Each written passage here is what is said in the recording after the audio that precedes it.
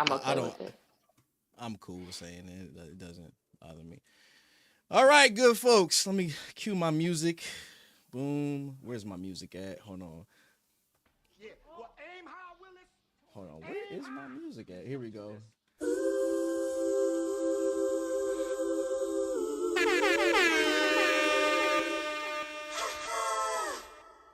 In the air. I'm down, take a look around. What's going I don't think I can hear any of your music or sound effects. You can't hear it. I'm not sharing my audio, but the live audience can hear it. Folks, let me cue my music. Good.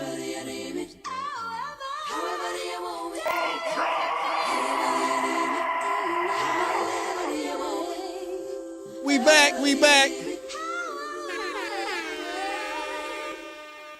Steady, are you ready? What's going on? What's going on? Let me make sure my stuff is muted. What's going down? I don't think I can hear any of your music or sound effects. You can't hear it. I'm not sharing my audio, but the live audience can hear it. Folks, let me cue my music. Oh, let me see. I hear an echo. Let me make sure. It might be.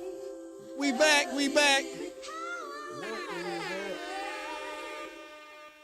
Steady, are you ready? What's going on? Where is the echo coming from? Is I'm trying to figure out. Let me make sure my stuff is muted. What's going down? I don't think, Oh, if it helps, there we go. I do not hear an echo. I got it. It was me. All right, good folks. We are back. This is the KC Sports Show. I am your host, KC, and we have a special guest on the live right now. We got Jazz from Bitches Love Sports. I love that name. I absolutely love that name. Go ahead and introduce yourself, Jazz. I love the name too. I'm Jazz Monet of Bitches Love Sports. I also write for the Cowboys Wire for USA Today. And I am currently covering the Dallas Wings for D210 Sports. So I'm kind of all over the place right now. I see your coverage. I do be. Never really watched many of his interviews before, so I'd seen his film and everything. So I didn't know what to expect in approaching him. And so I saw him and I was like, "Hey, do you have a few minutes?" And he was like, yeah, I think I can give you a few minutes." We go and chat, and like it was really interesting because I'm used to athletes either being very humble or just like kind of cocky, arrogant. Yeah. But he had this very quiet confidence about him. Like I got ready to start filming and I was like, "Is there a certain way that you want me to introduce you? Like something that you want me to refer to you as?" And he was like, "I'm Cam Ward. I'm the best quarterback in the draft." And he just said That's it him. like it was just That's a him. fact. Like not like I'm trying to convince you, not like I'm better than other people. Like it is just a fact. I'm the best quarterback in the draft. And I was like, Yeah. That. "All right." So I see the direction this conversation is gonna go. Cool. I'm here for it.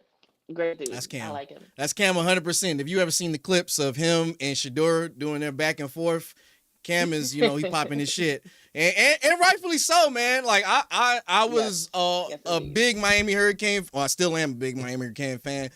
The defense didn't do us no justice. It was really all Cam. Cam did his thing. So all in all, hopefully he does big things with Tennessee. So it was good.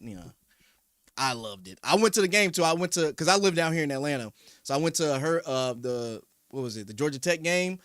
We almost had that game, but the defense let us down. That was it. That was it. It was nothing else. The defense let us down. That was the plain and simple. But Cam did his thing. But not to drag this out any further, we can go ahead and get right into it. So, I have the pleasure of having the beautiful Jazz Monat on with us from Bitches and Sports, or Bitches Love Sports. I'm sorry, Bitches Love Sports. We had a little it was a little back and forth on TikTok. You know what I'm saying? It was a little back and forth. This was like a couple of months. This was like a month and a half ago. Yeah, a little By small now, one. yeah, it's probably a month and a half ago. Yeah. So I had made a video. People, I get real,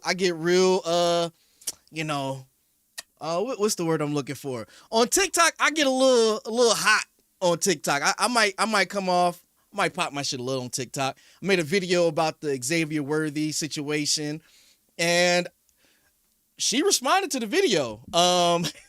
She responded to the video and was like, basically, what the fuck you talking about? because this is new to me. And I'm like, hey, listen, I'm just calling it out. I'm calling it as it is. So we're going to spend our first probably like roughly 20 minutes talking about Xavier Worthy and the Shannon Sharp in conjunction to that, because it's not that it's all in like intertwined, but they kind of run parallel to each other, sort of.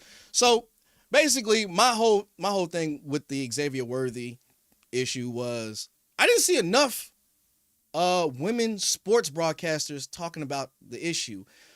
Initially, when we heard about the Xavier Worthy topic, it was him and domestic violence against his ex-fiance now, Tia Jones, who's a United States track star. Very, very, she ain't no slouch. She ain't no just regular woman that he just met. She is somebody. My biggest issue was there wasn't enough coverage after the fact. Now, I made 2 videos when the topic first broke about him getting arrested. And then I came back and not really retracted my statements, apologized. But in the first video, I didn't really go at him. I said, hopefully, and I'm not saying this verbatim, hopefully this isn't what it sounds like, but if it is, this is really dumb. Then the second video, I apologized. I said, Xavier Worthy, I had no idea what was going on. If this is all true, then, my apologies. I jumped the gun. But after that, it was like radio silence from the other creators, specifically the women in the sports field. And that's where you came in and checked me about that. So go ahead and give me what was your initial thoughts on the video from TikTok that got you to respond to me, I mean, my main thing about it was I was just curious about who you were following, because when I looked at who you follow, I didn't see a lot of women sports content creators. And I mean, that's the thing. Like, if that's your angle, that there aren't enough women in general talking about it, that's one thing. Because I'm gonna be honest, I'd be looking for women sports content creators myself. I don't see very many who are consistent, especially consistent enough to talk about a topic like that. Because, like, let's be real, in the world of sports, when it comes to the legal issues, even the major broadcast networks don't give them as much attention as they probably should if they want to get all the facts out, right? So Yeah. even when I started branching out from content creators to looking at the major networks to see, like, okay, what information is out there about it, like I saw some written articles from like ESPN, but in terms of really any content creators of any gender, I did not see a lot of people covering it at all. So I just felt like it was really unfair to paint it as though women didn't want to address it or didn't want to acknowledge that he had been redeemed in a lot of ways, when in actuality, the situation just wasn't getting a lot of coverage. There aren't a lot of women who are sports content creators to cover it. And those of us, the few of us who do this, it might not have been on our radar. Like I think, like, for example, had I made a video and said, like, oh yeah, Xavier Worthy is on some bullshit, right? And then all the news came out that he was being set up or lied on or whatever, and I just decided not to touch it. I was like, I'm not going to acknowledge it. Or it's like, no, this isn't true. I know this is coming out, but I still think he's guilty. Okay, call me out, right? But if it's just like, if it seems like it hasn't come across my desk, all right, DM me, be like, hey, because I cover lawsuits and legal issues all the time. So like Mm. DM me and be like, why haven't you made a video about this? And I might just be like, you know what? I didn't know. Thank you. You know, which in that Yeah, situation, it literally was that I didn't know.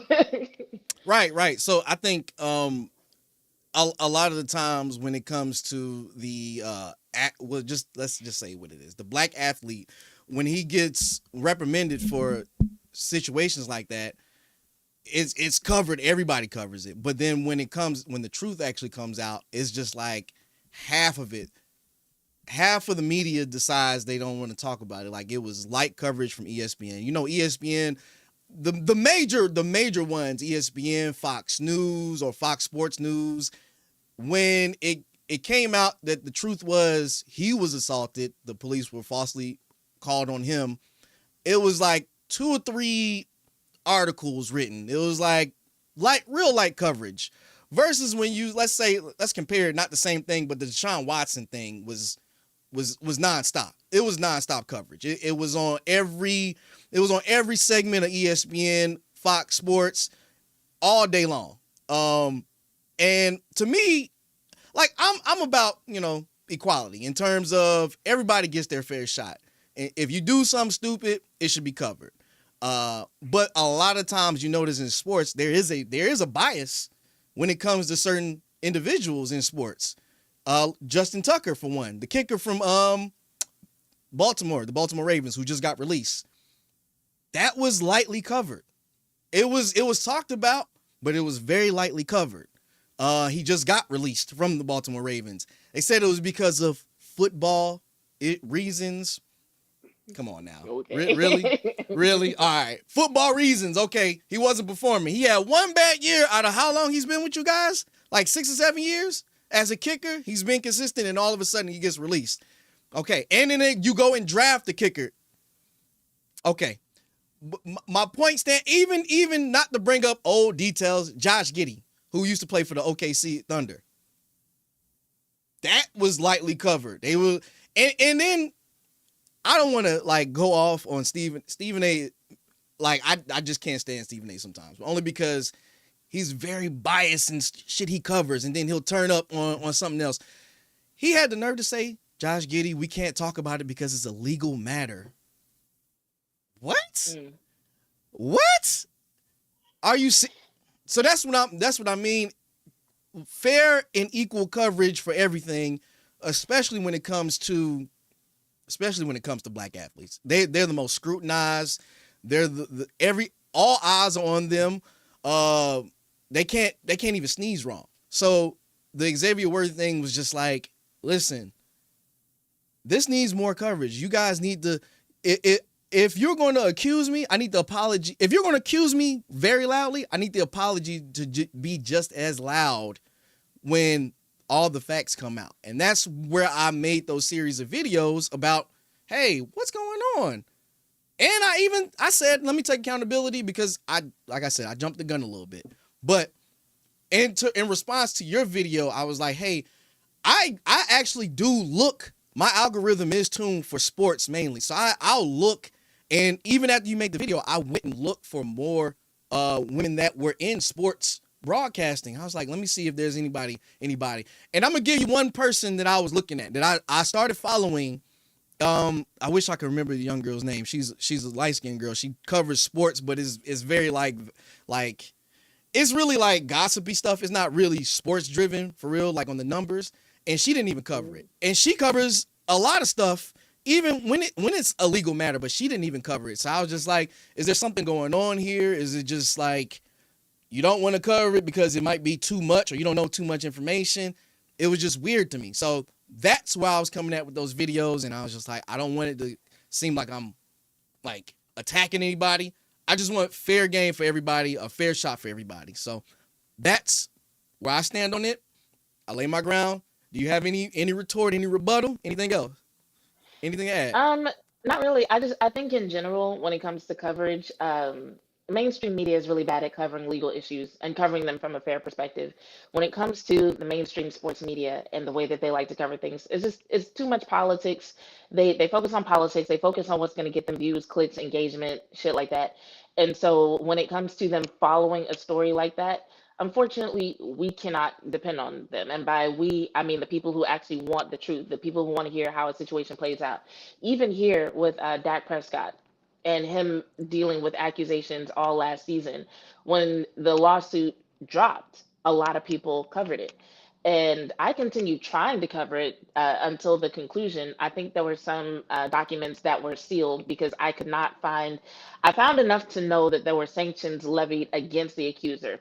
Basically, long story short, and in layman's terms, the judge was like, yo, you playing in my court, like, But chill out. Like, but you know I'm not why? even taking this no further. You know why that was covered way more, because Dak Prescott is the starting quarterback of the Dallas Cowboys. But they didn't Dallas cover the Cowboys. end. Nobody, They didn't nobody cover them. talked about the fact that there was sanctions levied against the accuser. Nobody talked about the fact Mm, that it's like that. Basically, the charges were dropped, so to speak. That's not exactly how it happened. Like, there's a lot of legal terms for how exactly things went down. But basically, he ended up not having to settle, not having to pay her anything, and the judge was like, "Yo, you want some bullshit? You playing in my court, so I'm going to levy sanctions against you." And I was trying to mm, figure out what what the judge levied against her, but like I could not find those documents. I was basically able to find all the documents until the final hearing, where they were finally like, okay, you on some bullshit and here's what we're going to do about it. And it was interesting to me because like that was one of the things that throughout the entire trial, because I did several episodes on it because my listeners were very invested, but throughout the entire thing, a lot of the people who follow me, they were like, yo, this isn't right, something should happen to her for these false accusations and for her tying up resources. Like, isn't there supposed to be some punishment for when you falsely accuse someone? And I was like, okay, we'll see what happens. And so here's a situation where, and it doesn't always happen like this. Had Dak's lawyers not requested certain things, these sanctions might not have even happened, right? So I'm like, okay, here's a situation where it actually does play out like this, where someone has these false accusations against someone and they're actually going to be punished for it, but we weren't even able to see what it was. Nobody found out, nobody asked.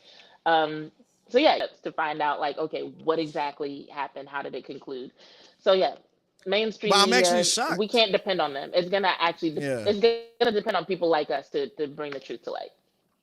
I know. I'm with you. I'm with you in that. It's just again, I want fair treatment, especially the smaller creators, the smaller sports broadcasters. It's important for us to dig deep and get that news.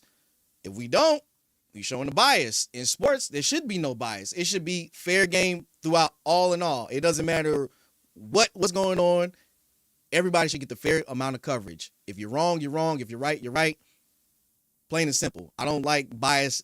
I don't like a bias when you're reporting sports. It's like, are you a credible source or do you have, like me, I'm an Eagles fan, okay? If Jalen Hurts goes and does something, I know you smile, you a Cowboys fan. But look, if Jalen Hurts goes and runs somebody over with his car, God forbid, I'm going to cover it. I'm going to talk about it. No matter what's going on. Yes, you're wrong. Were you drunk? What was going on? It doesn't matter. I'm going to cover it. But before we move on from the topic, we're going to go into Shannon Sharp. That's a whole bevy of stuff we got to talk about. I'm going to go down the timeline of what I have so far for the Xavier Worthy thing. So Xavier Worthy was arrested on March 7th, right? On suspicion of assaulting his ex-fiance. March 12th, grand jury granted a temporary protective order against Worthy. Crazy. On March 24th, he filed a civil lawsuit against Jones, alleging she fabricated an assault against him and tried to extort him for money, and alleged that she stole up to $150,000, which included $30,000 in cash, jewelry, and a handgun. And then on the 8th of April of this year, both parties agreed to drop their respective legal actions. Worthy rescinded his lawsuit and protective order against her. Jones did the same. As of May, there's been nothing new that's been updated, but they've only been. But see, this is another thing too. He's young. He's like 22, 23. They started dating in 2024. He got engaged in the same year. You can chalk it up as being young, but not regardless on the age. The coverage needs to be there, because if it's not being handled properly by even the smaller creator, I don't expect ESPN not to have a bias. They're supposed to have a bias.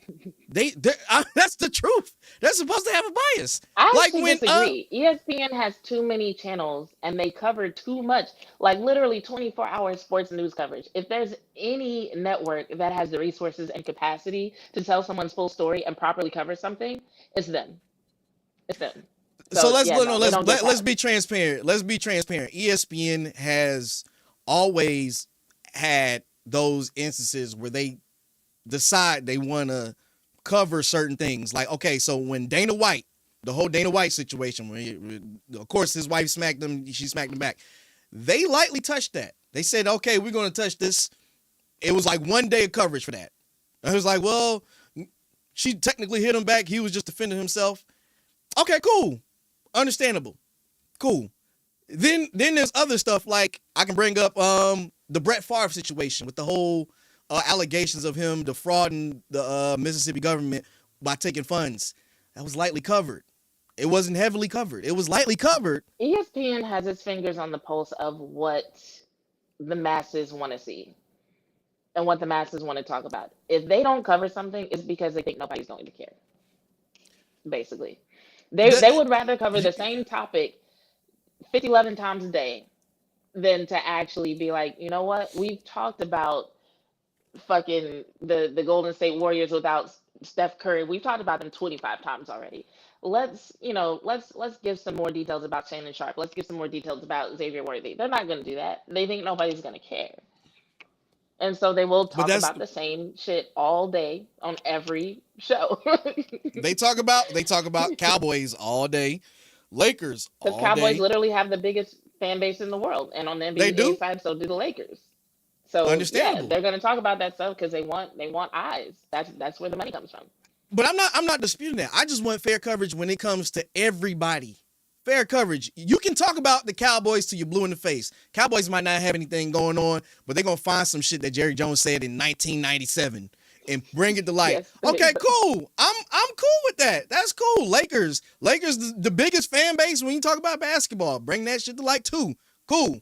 Have no problem with that. But when you start talking about the legalities and stuff, have fair coverage for everybody. Don't just say we're gonna cover this person, then we're gonna really fully cover this person. Deshaun Watson shit was like a nonstop. That to me was like an OJ case right there. I was like, God damn, y'all gonna cover this till y'all blue in the face? Like, how much? he How kept much more having can new you need? accusers come out, so that's what kept that going. I get it. I get it. And I'm not mad at it, but it was just like, just let's be fair. Now we can move the subject to another. I went not legal but civil with Shannon Sharp. First and It's a legal foremost, let me get your take situation. on the Shannon. I want to get your take on the whole entire Shannon Sharp thing. Give me your synopsis so far, since most of the details have came out. Oh, there's so much to cover. So on my show, I actually pulled up the lawsuit and read it out loud for my listeners, and that was kind of heavy. The language used in the lawsuit is it's literally the most graphic lawsuit that I've ever read, Yeah, I read it and too. there were some things in there that my listeners were like, did this really happen? And it hasn't been proven that it happened the way it's stated in the lawsuit, but Shannon Sharp has, in so many words, admitted that yes, those events did take place, but that they were consensual, right? Yeah, Um, and to me, I think the biggest issue there is that there's no way to paint this to where Shannon Sharp looks okay or looks like a victim or looks like he didn't do something foolish or wrong. So like with he did Xavier it Worthy, himself. right?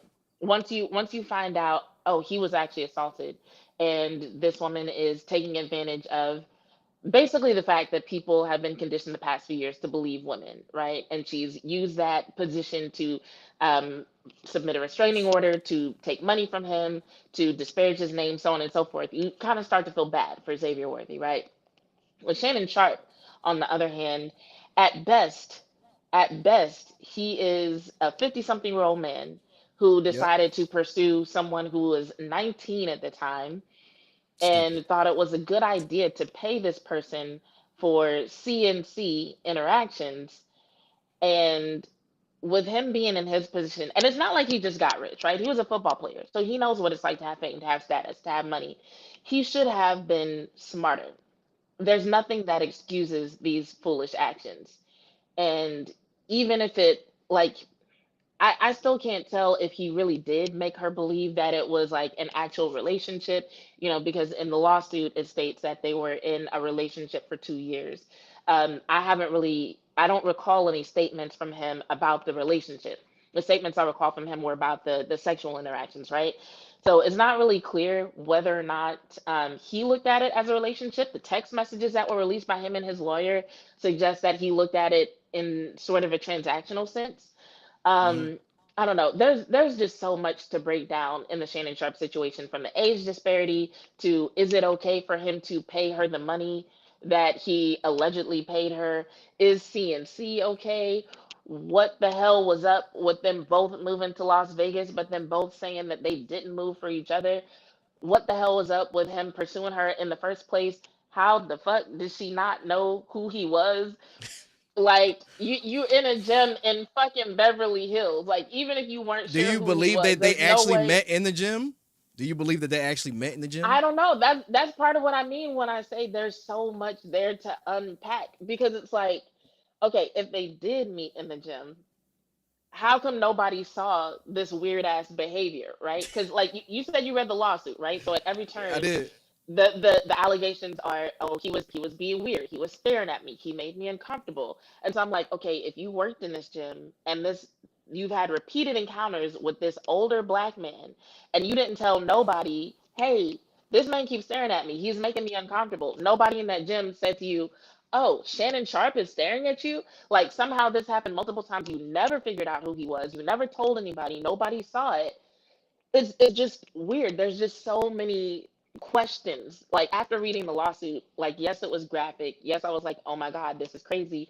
But I was also left with a lot of questions. And that's why I'm like, so much more is gonna have to come out before anyone is able to decide on this case.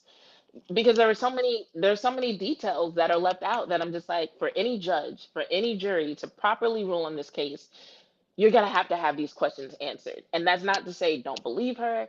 That's just to say, like, look, the way things were laid out in this lawsuit, there's a lot of holes, period. Yeah. Yeah. Believe her or don't, there's a lot of holes. I mean, my stance on it, in terms of how it all played out, Shannon didn't do himself no favors by issuing that None. statement. He didn't. If anything, he should have just kept quiet. It was just all messy. Even the wording that he put on social media, it was like it was copy and pasted. It was like, bro, what? Like somebody sent that to you and then you just posted it up just to save face. There's a lot to be unfolded here in Shannon Sharp's situation. First and foremost, you're almost 60 and you're dealing with, now granted, she's legal. I can't, I don't have any judgment, but as a 60-year-old, almost 60-year-old man, and you being a former athlete, you understand that there comes a time where you have to use discernment when you're dealing with certain individuals. That part. Um, Especially a younger individual who, by all means, it doesn't really seem like she's too interested in you. If you've seen the descriptions of the context of the text messages, it was like this is a pay for play thing almost in a certain way. And then even It the looked attorney that she way. got, Tony Busby. Tony Busby is a slime of the earth like attorney. That's who she got. And everybody could read the text messages and be like, Unc, you're being lined up. The text messages were a precursor to what was going to happen now. And it's Shannon's fault. It hands down is Shannon's fault. I can't put no onus on the young girl who's 21, because if he would have knew right then and there, if he would have just had somebody in his corner and say, hey man, you might want to leave this young girl alone. She ain't really for the best of your interests right now. Especially now, it just seems so opportunistic. Now he had this alleged $100 million deal on the table. Now that's gone. ESPN had a lucrative contract with ESPN. That's gone. Or he talking about he might come back in August. Dude, you're not coming back. That hands down, you're not coming back. That's done. It's finito. Yeah, no, Luckily he I can't built. imagine anyone associating with him moving forward. Yeah, he's done. And then too, luckily he has his own platform. He has Club Shay Shay and Nightcap that he can still, but he lost advertisements from that. Advertisers pulling stuff left and right. You're like, yeah, we're gonna back off to you till this calms down, or they might not get it. See, my biggest issue is that you know better, and because you know better as a former athlete, why did you put yourself in this predicament? Why did That you part. allow yourself to not have any kind of safety net against this young girl? Now, And in the lawsuit, again, it says multiple times that he tried to get her to sign an NDA and she declined. And I'm like, that's when all this interaction should have stopped. Because for all we know, he might have had these arrangements before. Like I talked to enough guys about their kinks and how it feels when they're able to have their kinks met to know men will do some stupid stuff when it feels like they can act out a fantasy, right? Like when they feel like they actually have that opportunity, like, oh, you actually gonna let me yeah, da da da da. Hell yeah, like right. But with him being in his position, as soon as she was like, "No, I'm not signing the NDA," he should have been like, "All right, well, we're done. I will find that's somebody done. else. I will just not no." Yeah, And he should have left it at that. And to like you couldn't find nobody like in a late 20s, 30s that could like understand what they're getting, because it was kind of like a kamikaze. The girl was like, okay, I might not get nothing, but I'm gonna make sure you don't get anything either. I don't She's a even young know girl. if age would have made a difference. Like it comes down to being responsible, right? Yeah. There are I'm trying to think of the most appropriate way to put this. There are people out there getting their rocks off in all kinds of ways, exchanging Yeah. money for all kinds of things, right? And they're able to keep their private life private.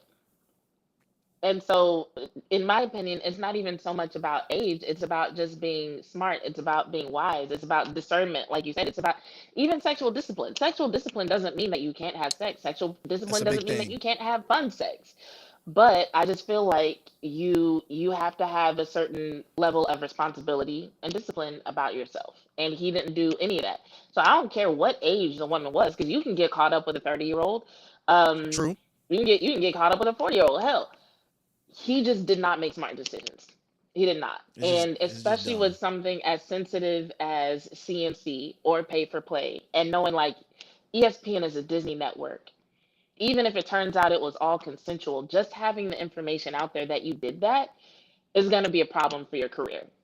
Because there are going Big to be pro. people who can't look at you the same, people who won't support it. Because like CMC, is it criminal? No. But are there people who are disgusted by it and think it's close enough to the criminal act to feel a way about it? Yes. Can that affect your reputation? Absolutely. I think they let him go It's just easy with full of that. decisions That all around. remember that last one where he allegedly left the live on the Instagram and had the you couldn't see anything but you could hear the Yeah. everything that was going on. I think ESPN was leaning on that. They let him slide with that one. It's Lenient just compared like to how they treated other people, 100%. Because who was it? Was it Ray you talking about Allen? Paul Pierce. Paul Paul, Pierce. Paul Pierce. Yes, yes, yes. I know Yeah, exactly who he's gonna go to. yeah, yeah. Like he's doing something completely legal that a lot of people do, and they're like, "Oh, you out here partying? What? No, no, no. You got to go. You got to go." You gotta stop. It gotta stop. And I mean, Paul Pierce is the fun. Like I will always forever use Paul Pierce as an example for anybody, especially with the nuance of the internet, because you got to be careful when you turn these phones on and you got something to lose, and you're on a certain network. It's Disney, ESPN. You can't do that. I knew right away when I seen that video, when I seen that live pop up, I was like, yeah, he gone. There's no way. That's ESPN. You can't. You cannot. You can be doing Diddy parties as long as they don't get. I'm just saying, as long as they don't get leaked to the internet, you're fine. You don't know what kind of stuff Paige and Autumn. Who knows what Malik is doing after work? As long as it's not getting leaked out there, who cares? You know what I'm saying? It's just you just can't do it. You know what I'm saying? Like, yeah, I was so disappointed in Shannon because I had the funny thing is right before that thing even hit, I was like, damn, I can appreciate Shannon's grind back to the top. From being let go from FS1 to not really knowing, but he had already built his own platform up with Club Shay Shay and Nightcap. I was like, okay, cool. I thought they did him real dirty at FS1. I was like, and then he got his redemption story. Then this shit happens. It's like, Yeah, it was man, literally a few days before the lawsuit dropped that the headlines were talking about the $100 million deal that he was supposed to get, you know? So it was literally within a few days. Um, but yeah, no, he did that to himself. It was incredibly totally. irresponsible, and I can't really say much more than that without knowing more details about what happened between him and this young woman, because there's some people like, oh, he took advantage of her. And I'm like, I don't know. Like, she might be out here kind of wild because she's young, but I don't know if she's necessarily being taken advantage of. Not if she's sending texts talking about 25,000 per cheat. Like, I would have stopped it right then there. I'd have stopped it right there as soon as that 20. But she is an OF model. She has an OF page. She posts OF content. I don't know. I can honestly say I don't pay for anything in terms of OF or porn. I don't. But that I was a don't judge. speculation. She's an OF. So that right there should have been a red flag for Shannon. I think this should be a cautionary tale for anybody who is on their way up and grinding.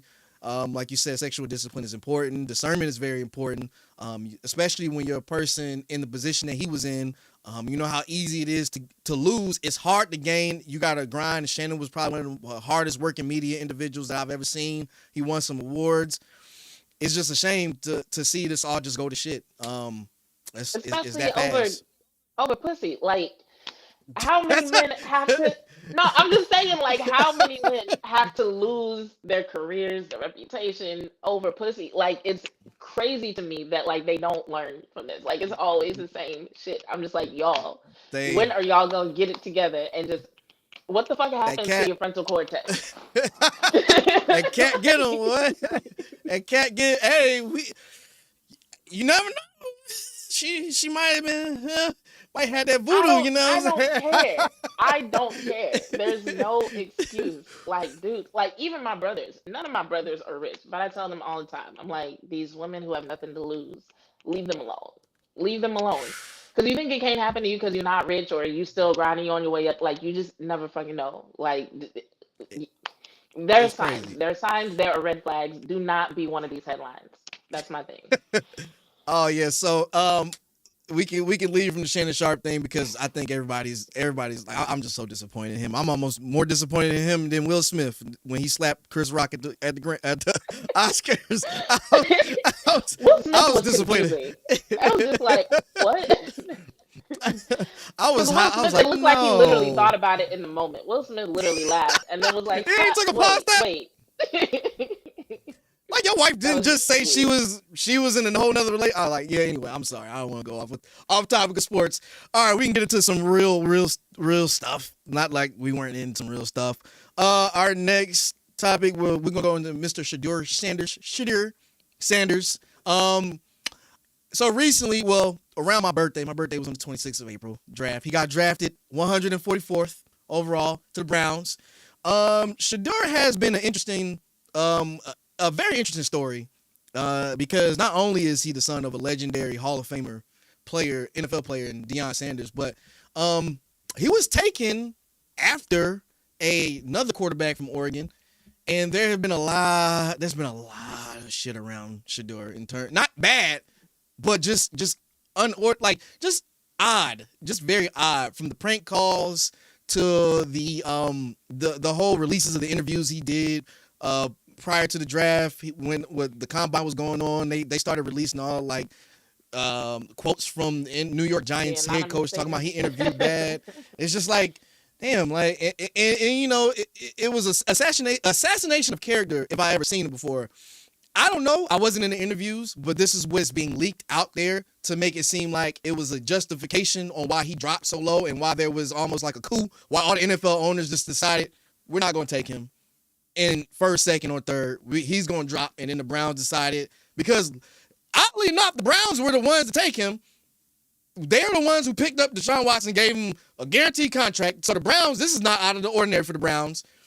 I'm happy because now you look at his stance in terms of who we got in front of him. He had Dylan Gabriel, Joe Flacco, Kenny Pickett, and Deshaun Watson, who's going to be injured. I say he has a pretty good chance of starting at some point in the 100%. season. This is just my opinion, only because if you look at the quarterbacks who are ahead of him, Dylan Gabriel.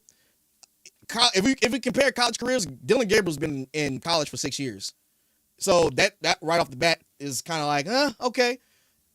He had okay numbers. He won Big Ten Player of the Year. Okay, cool. But he was playing Oregon. Oregon's a pretty system school. If any quarterback that comes out of Oregon is pretty system. You look at the quarterback for the Los Angeles Chargers, Justin Herbert, system. I'm just saying, Bo 100%. Nix, system. These quarterbacks do pretty decent in that system at Oregon, and they come out NFL ready. But that's who you're going against. And then you got Kenny Pickett, who to me, he's not a good quarterback. Flat out. He's not a good quarterback. He No, was in and he's had Pittsburgh, got a chance opportunity in to prove it Pittsburgh. and hasn't. Plenty. He got when Jalen Hurts got hurt at the end of the season, he got his chance to start. Blew an egg. Luckily, we had already solidified our position in the playoffs. And to me, he's just not a good quarterback. Joe Flacco, who's 40 years old. Now, granted, he has a Super Bowl and a Super Bowl MVP, but he's old. He got benched for Anthony Richardson. I don't know how much more. Like, Shador, this is your opportunity. Go in with your head down and just grind, brother. Grind. Now, I want to what are your takes? Give me some hot takes on this Shador situation. I couldn't agree more in terms of the opportunity. Like, yes, the Browns have four quarterbacks. I think at one point they had five, but the number I've been hearing four. So Yeah, they have four quarterbacks, but I feel like some people are saying that at training camp he won't have enough reps to prove that he should be a starter. And I think that if somehow that happens, that's negligence on the part of the coaches. Because, like, Yep. yes, there are other people ahead of him, but when you look at what he brings to the table, even on film, there's no reason to not give him ample opportunity to prove that he can be a starter. Because, like you just said, you just pretty much ran down everybody's resume. If you compare that to what we've seen from him with an atrocious O line, like, I don't people were trying to argue with me that like, oh, every quarterback has a bad O line, and I'm like, no, no, no, no, not like this. If you can say that with your whole chest, and you really feel like that's a good reason to negate the skill that Shador Sanders brought to the table, I'm convinced you didn't actually watch the games because there's no way you watched that offensive line and how the pocket there were several times I was covering the Colorado Buffaloes, and I didn't even refer to it as a pocket collapsing. I was like, the pocket disintegrated. It just disappeared. Like it's not like oh it was there for a second and then he had to scramble out of it. It's like they were lined up in the right places, but there was no pocket. There was nobody protecting him. So there's no way you watch that and you think that is comparable to what most quarterbacks deal with when it comes to the shortcomings of the typical college O line, right?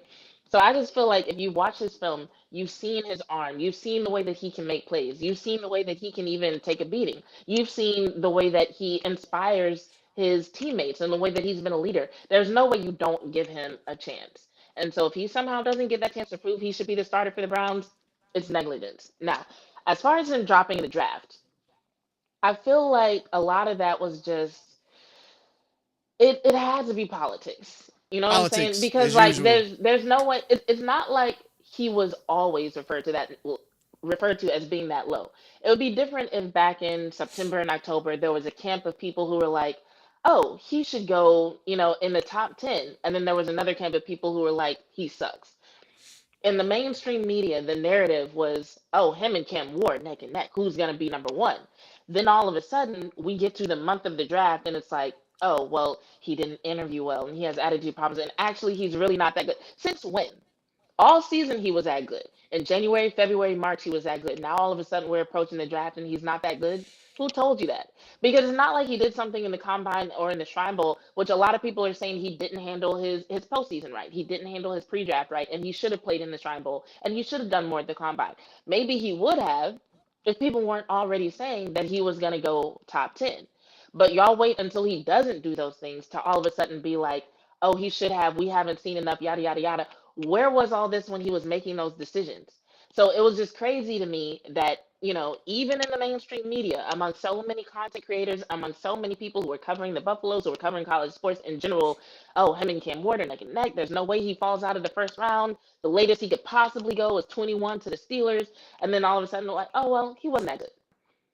Nobody was That's saying that crazy. shit during the season. Yeah, it's crazy. And so I just feel like everything that came out after the fact to justify him not getting picked, I feel like it was people trying to shift the narrative and make it seem like it wasn't about who he is and who his father is. I think once that What narrative started to take off, what what's was up? the what do you think was like, do you think he rubbed somebody the wrong way for like this pendulum swing to happen where he dropped so far? Because it just seems so like odd leading up to even in like the draft, like even the combine. It's just so odd. Like who did he rub the wrong way for this to happen? Like what happened? I think I think at the end of the day, and we see this not only when it comes to the NFL, we see it in corporate America. We see it all the time. The type of politics that are at play where decision makers want to be comfortable. And there have been people saying, okay, people don't want to deal with, like, okay, if he comes in and he ends up not being the starter, or we just don't want to deal with the circus that might come along with Him and having to his deal father, with yeah. Deion Sanders. Yeah. Yeah, so it's like if you even look at everything that happened with him in Colorado, it was not only just him and his father, but then there was Deion Sanders Jr., Bucky with Well Off Media. Like people didn't Yeah. even like doing Hard Knocks last year with Hard Knocks. It was like pulling teeth to find a team to do Hard Knocks. And so it's like, okay, now you're gonna have all this coverage because of this one guy. So I think it came down to a series of factors that people weren't comfortable with, and nobody wanted to come out and say, like, hey, we would rather take a lesser quarterback, someone who's closer to being mediocre, than have to deal with all the coverage and the circus. I don't believe he did anything that bad. And the reason why I don't believe he did anything that bad is because if he was really going into multiple interviews and doing things that were that egregious, people wouldn't have had to have been anonymous. It'd be like let's say you and I were talking on the back channels, right? And I knew for a fact that you were in people's inbox talking crazy. I would have no problem calling you out because I know somebody is gonna back me up. The only I hope reason you I would would. have to be anonymous, the only reason I would have to be anonymous is if I'm like, okay, I might say this, but I might sound out of pocket. What if nobody backs me up, right? And so I feel like if you were out there acting crazy and doing that with everybody, they wouldn't have had to be anonymous.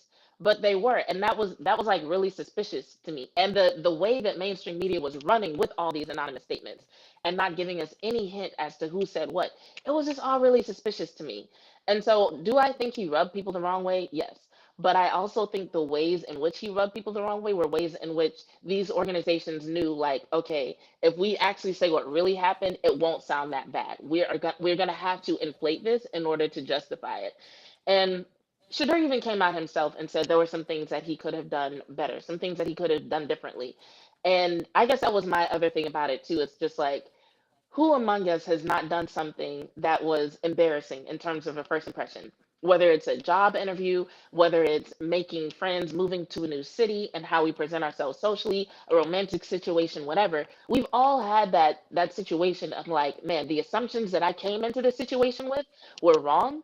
And now I've kind of made myself look different than how I wanted to look. I haven't really represented myself as well as I would have liked to represent myself. We all have gone through that, but for most of us, it's not that public. Unfortunately for Shador, which we have to remember, these are very young men. Hmm. Like, how old is he? What, like 22, It's maybe? like 22. I Yeah, think like so. super young. Because like Yeah, I don't know how old you are, but like I know I'm in my for me and a 30s. lot of my friends, yeah, once we get in our 30s and we look back Yeah, at our 20s and think about, oh you damn, was I such an felt so grown. asshole. Like, Yeah, you yes, was. Yeah, yes. And so it's like we have to remember these things. So like, did he probably make some mistakes? Probably, and yeah. they were probably no different than the typical young 20 something, but like they're just on blast for the entire world to see. Shadur just does everything off the field right. If it's an interview that he does wrong, I don't have a problem with it. If it's something he says, okay, cool. There's no character issues off the field. That's the biggest issue off the field. If on the field, if he's throwing the ball correctly, he's getting his checkdowns.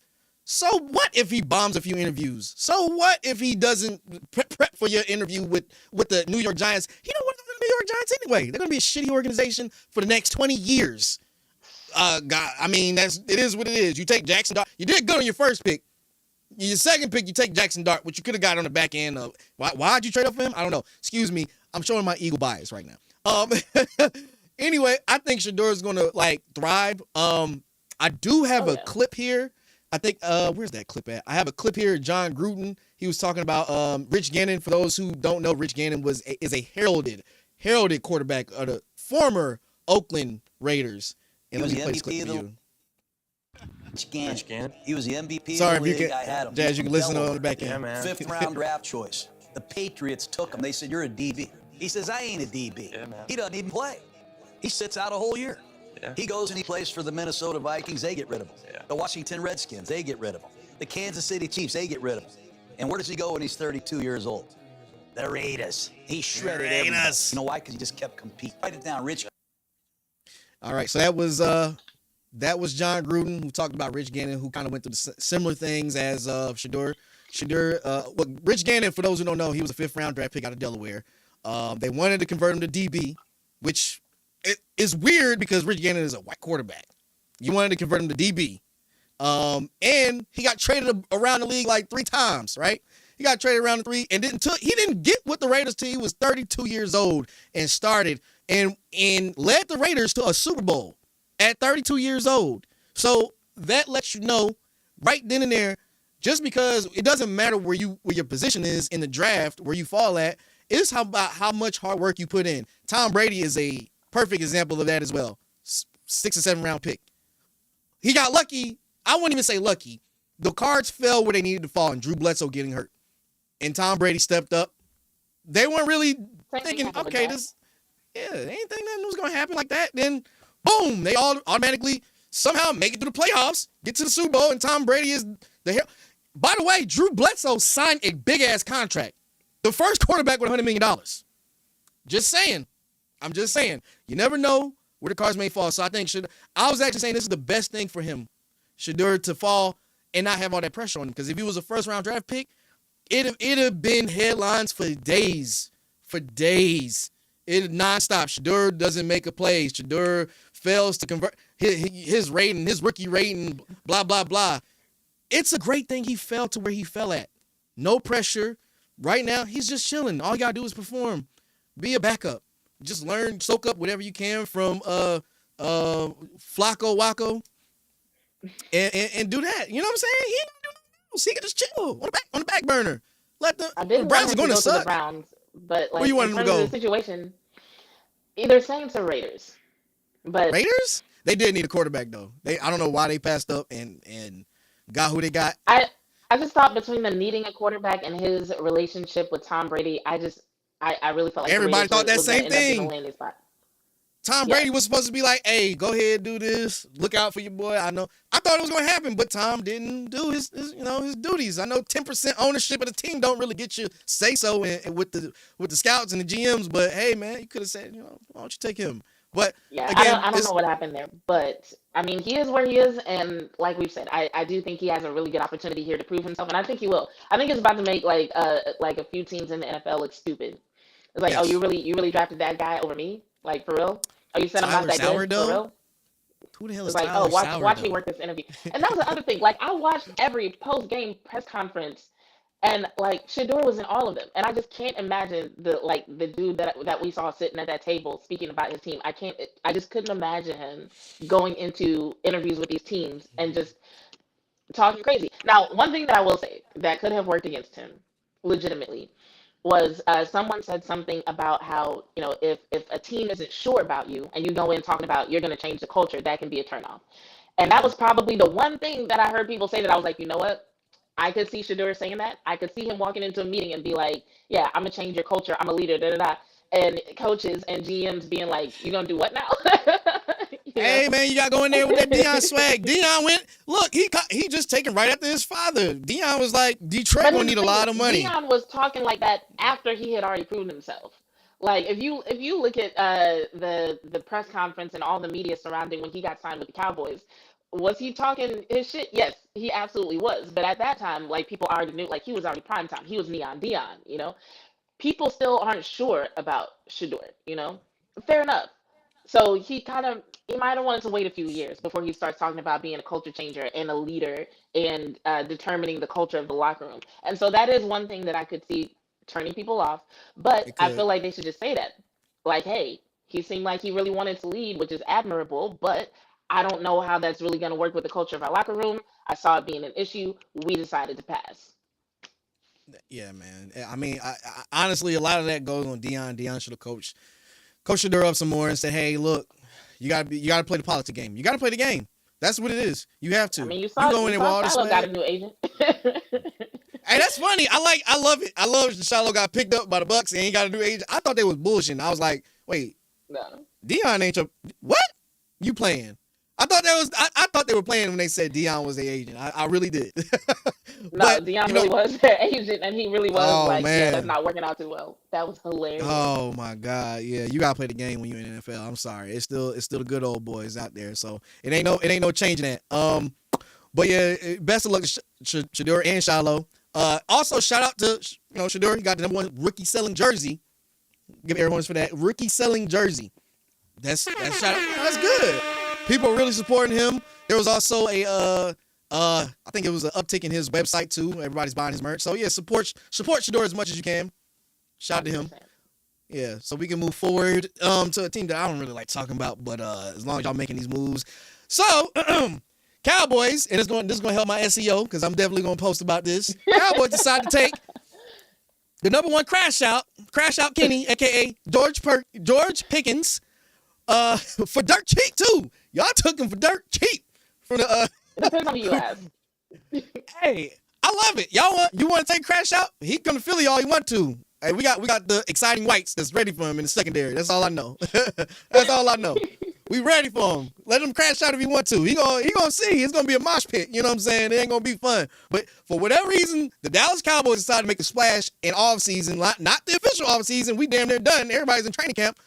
Y'all decide, or excuse me, Jerry Jones decide, I want to take George Pickens for whatever reason. And two, For both these whatever reason, teams, they needed another wide receiver who's a playmaker. y'all had The reason CD is obvious. Lamb. Y'all had CD Lamb. One. We have one playmaking wide receiver. Have you seen how defenses have been treating CD Lamb? This man is getting bracketed. This man is getting triple teamed. Like he cannot escape. Like the fact that he's getting as many yards as he has is like practically a miracle. What you gonna do when Dak gets pressed by George Pickens for not getting the ball? Because it's gonna happen. Didn't y'all draft a tight end too? You guys got a tight end that you gotta throw it to. I'm I just think they're saying. planning on passing the ball a lot. I think they'll handle it the way that they've always handled it. They had to deal with that with CD at one point where he didn't feel like he was getting the ball enough. He handled it. I think George Pickens will get the ball. How Man, much will he get the ball? I don't know. Like if you look at the way the Cowboys offense is currently constructed, it would lend itself to the idea that this is going to be a pass heavy offense, especially with Dak coming back. So I think he'll get the ball. All of that is stuff that I'm just like, all right, we're gonna have to wait and see. Like we can talk about it until we're blue in the face, but we don't really know. Anything could y'all happen. should have So y'all should have helped that defense. And why y'all ain't signed Michael Parsons yet to they did extension? Y'all help the just been going defense. What are you this way. talking about? They're not enough. Not enough. You I mean, I guys, know some people are still looking for a corner, but like we're talking about an Eberflus defense. So them drafting two defensive tackles, them doing so much for why can I not talk? The front four and the linebackers. Like I really feel like all that was predictable if you think about what we've seen from Eberflus in the past. So yeah, do they have a couple more moves that they could and should probably make? Yes, but they've sign also Michael done other Parsons. things for Damn the it. defense. Let They him get a will. They'll handle it. contract. None of these things are emergencies. Or let him Like, come to Philly. Let him come to Philly. Y'all go the way of New sir, York and stop. let Michael Parsons come to Philly. I would love it. Sir, I stop. would love it. Not He's happening. from Not Philly. happening. You might well let him come over here. He can come back home. Penn State. You know Not what I'm saying? happening. Just let him come back home. Mike is gonna get his deal. It's gonna be fine. The defense is gonna be fine. They'll figure out what's going on this in the secondary. It's gonna be fine. Like I really feel like it almost feels like people are looking for reasons to doubt the Cowboys at this point. Because honestly, when it comes to off-season moves, this has probably been one of the better off seasons for the Dallas Cowboys. They've made a lot Hmm. of good moves and a lot of good decisions. Has it taken a while to watch it all unfold and play out? Yes. Did it start off messy as hell? Yes. The way they handled the whole Mike McCarthy contract, it definitely had it looking like this offseason was going to be a disaster because they got off to a bad start with the coaching search and the coaching hires, right? But Oh since then, Lord they've Jesus. righted the ship. They've got someone in there who the players trust. Brian Schottenheimer, I think, is ready to be a head coach. He's got a good relationship with the players. I think he's going to handle that situation very well. We've got the rest of the coaching staff is great. They've made some great decisions when it comes to everything from the draft picks to the UDFAs to the people that they've signed to the people that they've traded for. They are making good decisions. Now we're gonna have to see what these roster cutdowns look like. Like even with all the running backs that they have going into camp, we don't really know what to expect from most of them. So there's a lot that they're going to have to wait and see. There's a lot that fans are gonna have to watch and see how it plays out. But I don't think there's a reason to be pessimistic. I think there's a lot of You reasons to sound be like a excited Cowboy as a fan. Cowboys fan. You sound like a Do true I? Cowboy fan. You sound like a true cow. Like if I could just embody what the average Cowboy fan is and put them in a that's you. Your Absolutely whole not. little No. diatribe just sounds like a cow. No needs to be pessimistic right now. We're still fine. Whole time the whole They building burning. are. Y'all motherfuckers act like we still gonna be on top of the NFC East. I did not say that. I did not You say ain't had to that. say it. You ain't had to say it. You said I mean it was so There's many still a lot words. that we have to there's still a lot that we have to wait and see. One, You we've sound seen, especially in the NFC East, we're not going nowhere without a run game. So, like, yeah, they can make all these plans to be a pass heavy offense. You are still going to need a run game. Statistically speaking, Dak Prescott needs to be complemented by a solid run game. We have no idea what that's going to look like. There are people who are speculating about, different Thunder Lightning combos based on who's in the room right now. Okay, we'll have to wait and see, but that needs to be solidified in order for the Dallas Cowboys to have success, right? So there's that. We have to see what this O line is going to look like. I feel like the Tyler Booker pick was a great choice, but they're also betting big on Tyler Guyton, it looks like. And I think he's had enough time to correct some of the issues that he had his rookie year. But did he? We don't know. We don't know what he looks like. So there are some things that we're gonna have to wait and see how they play out before we can say things like, okay, the Cowboys are gonna be top in the NFC East. But like I said, because here, I'll put it this way: because of the fact that we don't know these things for a fact, you have the choice as a fan to look at it as like, okay, I don't know, so I'm going to be pessimistic, or I don't know, so I'm going to look forward to it. We can be like, okay, we don't know if George Pickens is going to have a bad attitude and complain about not getting the ball and He is. have and be a problem in the locker room. Or you could just as easily be like, you know what? He had an attitude because the quarterback situation with the Steelers was a fucking shit show, and he'll be in a better situation here and he'll be happier. You could weigh both those scenarios equally and choose which one you want to believe. You could be like, you know what? We got all these running backs and ain't none of them worth shit. Or you could be like, you know, we got all these running backs. Wait. Maybe Miles Sanders will look different behind a good O line. Maybe these draft picks will pan out. Like, you could weigh both those scenarios either way. You could look at the defense and you could be like, oh God, we got a new DC. We still need help in the secondary. What the fuck are we gonna do? Or you could be like, oh my God, look at how they're fortifying the defensive line. We are ready to stop the run this year. You could weigh those both equally and wait and see. So at this point, on what is it? On Friday, May 9th, every fan has the opportunity to choose how they want to feel based on which scenario they You decide to think about. Cowboys fans have this delusion. I don't know where it comes from. But you guys haven't won since 1997. 1997. Okay. And yet y'all are still going. I'm sorry. As an Eagles fan, you know, I just gotta sit back and be humble. Tell me what I lied about just now. What did I say? I ain't listen, everybody's optimistic about their team. I love it. You should feel the way you feel. What, 5 championships? Okay, cool. But you know, listen, when the Eagles do about dumb 5 championships right now. when the Eagles do dumb stuff, I'm quick to be like, that was dumb. I'm gonna tell you, there was a stint that we were just doing dumb shit after dumb shit. I'm gonna tell you from the time that we didn't, I don't know why we fired our head coach who won our first Super Bowl. Hell, going back to Andy Reid, when we fired Andy Reid, I was like, damn, I almost don't want to be Eagle no more. Then the time that we missed out on Justin Jefferson, and literally the next pick was Justin Jefferson. We had the pick underneath. We didn't take him. We have done stupid shit over and over and over, and I'm just like, I scratch my head. But for whatever reason, Howie Roseman, our GM, decides it's his redemption tour. But I am that pessimistic fan. Every time we play a game, even last year, before the Super Bowl year, I was like, oh my God. We went undefeated for like 10 games. I was like, oh my God. Those last 2 games, we beat the Buffalo Bills barely, and I forgot the other team we beat. But I was like, yeah, we suck. We suck. Because we barely beating folks.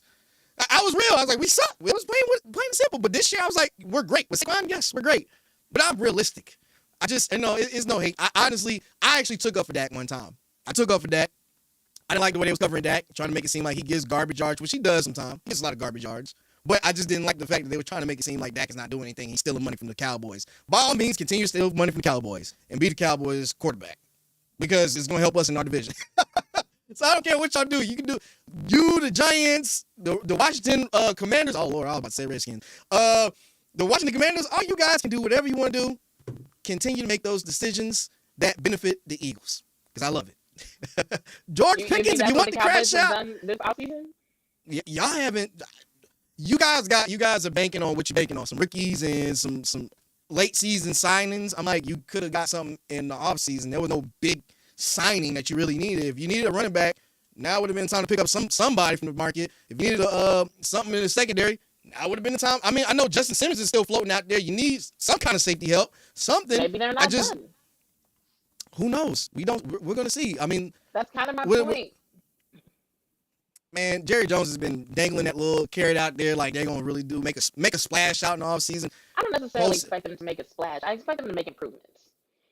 I don't expect them to go, and I mean, maybe I could. Like, I don't expect them to go into training camp with so many questions, but it wouldn't be the first time. Like, literally, since I've started covering the Cowboys, there hasn't been a single training camp where there wasn't some unit that had holes or had questions. And in the past, it's been something more prominent, like the wide receiver room. You go into training camp with a bunch of questions about your wide receiver room or a bunch of questions about your defense, you know? So, yeah. I mean, maybe they will go into camp with questions. But I think they're going to make improvements. They're talking like they're still going to make improvements. Will it be a splash signing? I'm not saying that. That would be very optimistic. But will they get somebody? Yeah, they find somebody. Did you see my face? George Pickens. Hey, a listen. Playmaker. You like it? I love it. You know. Hey. He hovers around 1,000 yards every season. He got decent yards. When it comes to being a deep threat, you know, those long range balls, like that's what the Cowboys need. The Cowboys need someone who can be an outside receiver to complement what CD does in the slot. And I mean, that's a great choice for that. I'm not mad at I'm not it. mad at it. I'm not mad at it. I'm not mad. It's smart, Dak. Now we're gonna see. But I think we beat this horse dead in terms of George Pickens. Because I was gonna talk some shit about the Cowboys some more, but as an Eagles fan, I can do that for next year until the season starts. Not We gonna go opposed into to the we gonna go into the NBA playoffs. That we got a game. We got the ticker up above, so you can kind of see what's going on. Cavs are playing the Pacers right now. Let me Why get your people take. mad? I did it. Hey, I had to put that little ticker up there. I was like, this would be a good look, just in case when I start streaming, I start doing it during the time. But anyway, let me get your take on the entire playoff so far, and what has been the biggest surprise to you? The entire playoff so far, that's tough. There's been a few series that I'm paying attention to more than others. Um, the biggest surprise I think has to be the way the Celtics have imploded 2 games in a row. What the hell? Like game one was a surprise because it's like, are they really just gonna keep shooting threes and hope something changes? But it's like Horrible.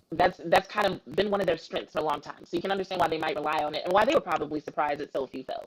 But then to watch the way game two played out and how they held the lead damn near the whole game. And not like a small lead, like a 20-point lead, and then somehow still imploded at the very end. It's like, yo, what is going on with this series? And what's interesting is, this past season with the changes that the NBA is making to their salary cap, luxury tax, et cetera, there's been a lot of talk about how long can teams keep doing the big three thing, because not only is it not working in some cases, but some front offices just don't seem to manage it very well. Like whatever the fuck the Suns were doing, but that's a different conversation for a different day. That was I just horrible. feel a way about it because Devin Booker was one of my favorite players, and I'm just like, what did y'all do to this roster? Why?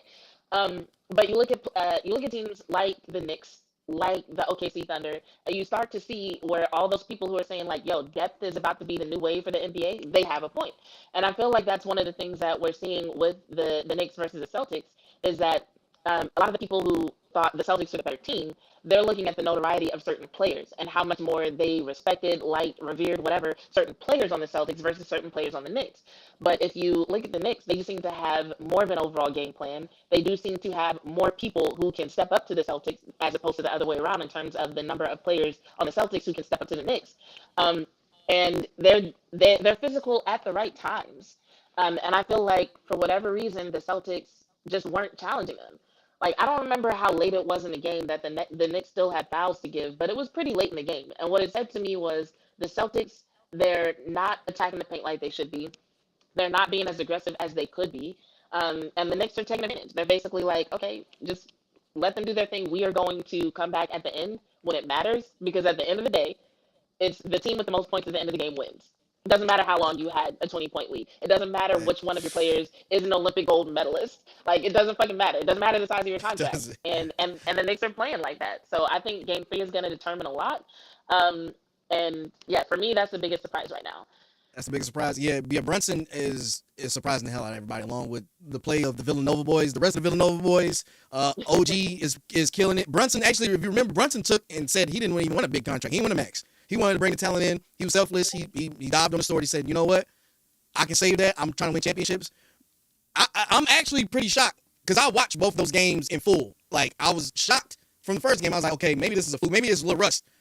Second game going in, I'm like, oh nah, hell nah. What? A steal? And you can't.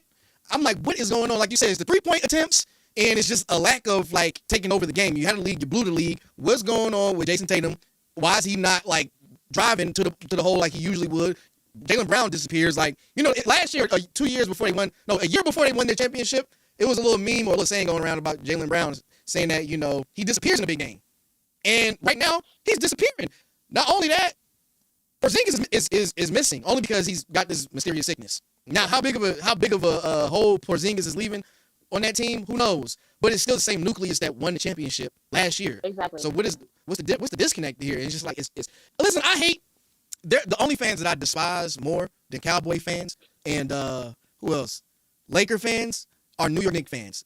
And I hate the fact they're up 2-0 on the Boston Celtics because we're not going to stop hearing it. It's going to be when they went up against the Atlanta Falcons 2-3 years ago, it was like you would have thought New York won the championship. I was like, you guys ain't even ain't out that series yet.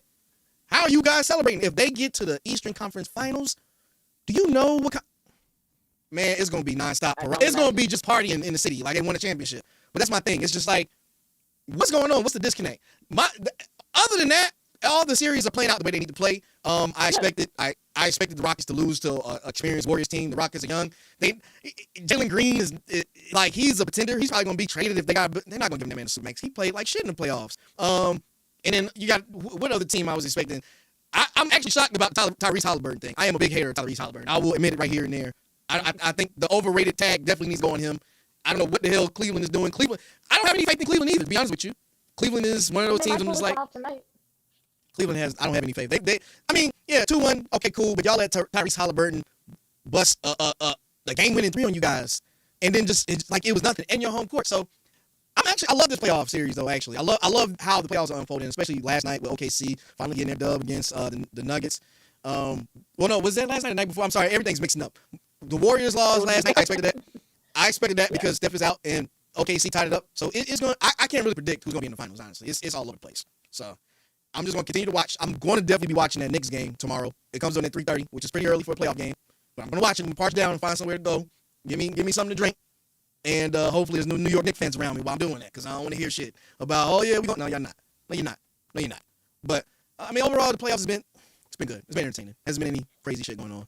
And I was hoping. I'm not sure. Who are you a fan of? Who's your NBA team? I'm really, when it comes to the NBA especially, I'm more so a fan of players. That's how I approach pretty much every sport, but especially in the NBA, that's the case. So like, Gotcha. I really like Devin Booker. I really like the Celtics right now because I'm a Jason Tatum fan. Who else have I been following? I think as a whole, the Thunder have been intriguing. Same thing with the Grizzlies. I like John Morant. I like his style, so I've been watching them a little bit. I pay attention to the Lakers. I wouldn't say that they're one of my favorites, but it's really just more so a fascination with LeBron James and how long he's been able to keep this whole thing going. So I yeah, thought you were there's going to say a you few was a LeBron storylines. fan. I was saying, you a LeBron I fan mean, too? I'm a fan in a sense. I'm not like a fan girl or a fanatic, like, oh my God, LeBron James. But I'm just like, yeah, I think his story is phenomenal. I think what he's doing at his age is great. Like, I have a lot of respect for his career, the legacy that he's built. Absolutely. Yeah, I can respect LeBron too. I respect his work ethic. I respect what he's done, and he's lived up to the name overall. Like, he's lived up to hype. So Yeah. there's nothing you can tell me about LeBron at this point. The GOAT conversations are done. I would have loved for him to get a ring. By all means, I'm not a Laker fan or am I a LeBron fan, but I can respect LeBron. Same way with Kobe. When Kobe was playing, wasn't a Laker fan, wasn't a big Kobe fan because he knocked my team out back in 01 when I was a Sixers fan. I'm a Heat fan now. Yes, I switched sides, but I respected Kobe. I had nothing bad to say about the game. He was definitely a big influence on a lot of these players now. Player-wise, my favorite player, I respect Kobe, but my favorite player overall, D-Wade. D-Wade, hands down, was my favorite player while he was in the league. I remember, what's funny is when D-Wade and Bron came in the league at the same time, and because I like to go against the grain, everybody was a LeBron fan, I became a D-Wade fan. I saw him play his rookie year. I was like, who is this cat balling like this? I was a D-Wade fan from there. I was like, you know what? I'm going to be a D-Wade fan. And I just became a Heat fan, and he lived up to what I thought he was as a rookie and on out. Now he's in the Hall of Fame, got 3 rings, and I'm just, regardless of his antics outside, I don't give a shit. He's a great player. He's one of my favorite players. But yeah, I follow players too, but I stick to the team. Heat's my team. We trash right now, so it is what it is. Nothing crazy going on with the playoffs that I'm expecting. I was expecting a Lakers Boston Celtics finals, but that didn't come to fruition because of. I mean, I like Anthony Edwards too. Anthony Edwards is a young gun. He's balling out of control. He's going to take that mantle to face the league at some point. Once KD and John Morant, KD, LeBron, Steph. Who else is going to be out of the league soon? They're getting aged up. KD, Steph, LeBron. I forgot who else. Who am I forgetting? Once those big names go out the league, it's a wrap. Like, somebody got to take the mantle. I don't know who's going to be because LeBron's been here for about 3 decades now, so it's going to be I weird. feel like Anthony Edwards, depending on who you ask and what segment of the fan base you're looking at, he is already kind of taking that mantle. He has like a lot of young fans who just enjoy watching him and enjoy his highlights. So it's like, yes, when it comes to who the league is pushing, like, of course, like, LeBron is always going to have a place. The Luka Doncic's of the world, and yeah, there are going to be other people, but when it comes to like who's doing well on social media, who's doing well amongst the young fans, I definitely think Anthony Edwards is one of those names. Now, He took the mantle from Ja. He took the mantle from Ja. Ja gave up the mantle. Ja and his gun addiction, Jesus. Like there were so many things coming down the pipeline for Ja Morant in terms of just like sponsorships and endorsements and commercials, and this man just wanted to be a Memphis Lion so bad, and That man, what did he got say? exactly that. I'm from the streets. I'm from the I will never streets. forget the video where he's in the car with his friend, and even his friend, like, they were just vibing out to the music, and his friend looks, and he's vibing out, his friend looks back at the camera, and then looks back, and all of a sudden he's like, where did you get a gun from? Like, what are you doing? Like, even his homie was like, man, stop it. Oh, man. It's a mental disorder. It's a mental disorder. We're gonna leave it at that. He on the spectrum somewhere. Ja's on the spectrum. He Rain Man for basketball. But no, Oh man. I'm definitely watching the Celtics storyline. If they don't win this game tomorrow, they're done. I don't see them come back. Now, the Warriors have been interesting because the game where Steph went out, I feel like we saw a firelight under the rest of the team, and it was so much fun to watch how they pulled off that game. And it was great seeing like playoff Jimmy do his thing in a different jersey. But then it felt like that just wasn't there without Steph starting, you know? And so I'm just like, Jimmy Butler's going to have to be more aggressive. We're going to need Draymond Green to be a little bit smarter because we don't need him getting suspended Oh, yet Lord another Jesus. postseason. So if they can figure out those two things, They'll be on a good path. Yeah, And then Jimmy's gonna show up. might Jimmy's come gonna show back. up. He needs to. He needs It's a to. grade one. It's a grade one sprain right now. It said it takes like a week. Hopefully he's back by game 4. Hopefully I think Jimmy's gonna show up the next game because it's just like they got to get to him without having Steph there in the lineup. But Steph takes a lot of offense out of the game. So with the Timberwolves having a game plan for who they knew was going to get the ball and Jimmy and whoever else, it was easy. Even Buddy Harold, it was like Buddy Hield take him out the game. But now I think we're gonna see a different Warriors team this next game because it's important because that 2-1, once you go up 2-1, that's a swing in momentum. You don't want to go down or go home down like that, and it's going back to Timberwolves, their hometown. So at some point, you just gotta batten down the hatches and wait till Steph get back. It is what it is. But I'm gonna be watching that. OKC is interesting too. In terms of Shy last night they said we got embarrassed. We ain't doing that shit again. Shy stepped up. I think he's gonna be the MVP of this year. Matter of fact, I know he's gonna be the MVP of this year. That's gonna be another year without a US. That's 7 years consecutive without a US born citizen winning a MVP, NBA MVP, which is crazy. I think that series is gonna be interesting because the Nuggets don't necessarily have a coach for real. That's gonna be interesting. How are they doing it now? Got to the second round. So did they really need a coach? Was Mike Malone really needed? They got to the second round. Like, you know what I mean? Like, now I gotta be a real Joker fan because Joker. Listen, the past 3 years I was hating on Joker, and then after those 3 years I was like, this man's the truth. This man's the truth. This man's the truth. 60 points, a triple double. He doing it effortlessly. He look like he don't even like playing basketball. He just does it like it's work. It's like I swear him and Luka look like they just do it. They just do it. They don't really care because they've been doing it since they were like 8 years old. Like they gotta play for their life over in the foreign country, or you gonna get They shot. kind of do. That's why they keep getting these MVPs. It's a different work ethic when you come from over there. That's crazy, man. We need to I get US think born I citizens. really do think that a lot of the U.S. born players feel kind of like entitled to it because like as soon as they're a kid who shows promise, you have people like, oh, you gonna go to the NBA, like they're getting special treatment over there. They gotta fight for that recognition. They gotta fight to get coverage, press to be noticed. Like, yeah, The making that craziest work thing ethic over is here that makes a difference. James Harden was the last US. James Harden was the last US born Really MVP. better than James Harden. Jesus. The hell. Oh man, that is hilarious. That is hilarious to think about. But all right, I think we talked enough about playoffs. Who do you got in terms of finals? Who do you think going to finals? We wrap this bad boy up. I don't even know. I need to see more games in the semifinals, in the conference semifinals before I say. I'm sorry. I'm so bad when it comes to predictions. I mean, I can't predict it either. It's a shot in the dark. Whoever, because I thought Boston was going to be for sure out of the East, and now they it's just like, God damn, like what y'all doing? What y'all doing out here? Like what's going on? And then the West, it's open. It's open season. Like Lord forbid the Nuggets get one up on OKC, but now you got the Nuggets, Warriors. I love the Warriors to go back. Honestly, I want Jimmy to get the ring. Jimmy's been busting his ass from when the time he got the Timberwolves, Chicago, Philly, Miami. I need him to get a I ring. wanted Dame to get a ring, but then Dame got hurt, and so like yeah, behind him I would say Jimmy. I would love for Jimmy to get a ring. Yeah, that'll make me. First, I wanted Bron to get his 5th ring so everybody can shut the hell up about this GOAT talk, and we can just be on about it way. But now that's not happening. So, Jimmy, you the next one up, bro. You the next one up. I do have one more clip that was funny as hell. I thought it was the funniest thing ever, and then we can get about it. I'll let you on your Friday night. They had two Let me put games this one. at the end of the 7th round. And so Michael Sam had been the SEC Defensive Player of the Year. This is about Michael Sam, the first openly gay NFL player drafted. Right. He was an edge rusher. It's a funny He story. was the Defensive Player of the Year in that conference. He was also I thought a this was never from had Twitter. an openly gay player. No, this is from Yeah, some. things have changed I forgot a where this lot. from. Oh, Barstool. Felt super heavy. So Jeff tells the room with pick 240 whatever, we are taking Michael Sam from Missouri. And people kind of get chills because it's history. And at that point, you're pretty far ahead of the telecast. So we have a few minutes to kind of be the only ones who know, like, this is going to be cool and it's historic. And we're waiting in the Rambo room, not judging. It's a little long. I'm gonna speed it up. Way as much as just that's not very football. Right. And it just kind of freaked people out. And one person broke the tension by saying something to the effect of, damn, usually you got to be in the league a minute before you start getting the white bitches. Okay, so basically, before the Rams drafted Michael Sam's, he was in. You know how when they draft somebody, right before they draft, they show a video of him and they get in the call and putting the hat on. So Michael was in that video with his boyfriend, and the GM was looking at it, and everybody was looking at him, and it was eating cake off each other's hand, and the room went silent. This is what the guy was telling him. The room went silent, and then somebody broke the tension and was like, now, mind you, his boyfriend at the time was a white guy. So somebody in the room was like, damn, you only got to be in the league for a few years to get the white bitches. I thought that shit was so funny. I was like, oh my God. Wow. I got it. I'll send it to you so you can listen to it. Oh, that shit was hilarious. I heard. I was like, damn, that's funny. Because that's what I would probably make too, just to break attention. Man, ain't that serious, man. Whatever. But yeah. But this has been a good show. We aired out our grievances. We duked it out. She might have came out as the victor. No, I came out victorious. It's my show. Goddamn. It's my show. It's my show. Everyone's for me, baby. I'll let you have it. It's fine. No, you've been a great guest, Jazz. Again, I'm gonna shout you out. Bitches love sports. That is correct. Bitches love sports. I said it. That is a bold name. I loved it from the jump. I said, oh, okay. She does have some great interviews. She's out. She's in the field, fellas. She's in the field. She's out there interviewing these folks. And just plug your stuff. Go ahead, plug your stuff before we get out of here. So right now, TikTok is probably the best place to follow me for the new and upcoming content. So just search for Bitches Love Sports on TikTok. You'll find me. You can go to bitcheslovesports.com. I need to make some updates there, but from there you can find links to my Twitter, to my YouTube. Pretty much any new content from this point moving forward will be there.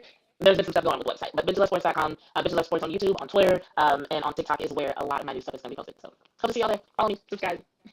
I'm already subscribed. I'm subscribed. I'm following on Twitter, everything. I'm there. But yeah, this has been a great show. Before we get out here, I just want to say again, you are very knowledgeable. I can definitely appreciate that. I usually with my other guys I have on sometimes. It's really a solo show with me, but I have guests on. But I'm serious. I like to talk sometimes. I be trying to tame my talking. I love sports a lot. I go in history for real. But I be having my guys from shout out to Sports for You, my guy John over there, Cody Balls and Reach, shout out to them guys. But we gotta have you on. We having like these big mosh pits of sports content creators. I gotta bring you on one of these days. So whenever I know you're a busy woman. You're a very busy woman. Whenever we get you on, we can get you on. So I ain't gonna. You tell me I'm busy. Cool, understand. Cool. But this has been a great show. Loved it. Absolutely loved it. I'm gonna clip the shit out of this. So if you get tagged much, you're gonna see. For me, it's up tag. I'm here for it. I ain't gonna make it look crazy. But before we get out here, sponsorships. We got Bet US, 125% off with my discount code. We also got a sponsorship from Factor 75. Get the first 10 meals 50% off on me. And also we have a sponsorship from Amazon Prime. Use my discount code below. You know, you get some stuff off, I get kickback. It is what it is. But anyway, again, I'm your host, KC Sports Show, and this is Jazz from Bitches Love Sports. Give her everyone love, give her everyone. She has been such a great guest. You gotta have her back on hand. Clap your hands, goddammit. Steady, are you ready to get out of here? I just want to let all the folks know. Be safe out here. It is the weekend. Stay dangerous. And make sure you come back every Wednesday and Friday. Sports Week. Not Sports. The KC Sports Show. And make sure you follow, like, and subscribe. We got this bitch. Bye. Peace. I mean, all this was talk shit. All this was great. So, whenever you are free, just let me know. We can do another show. If you want me to come on the show, I have no problem with that. And you know,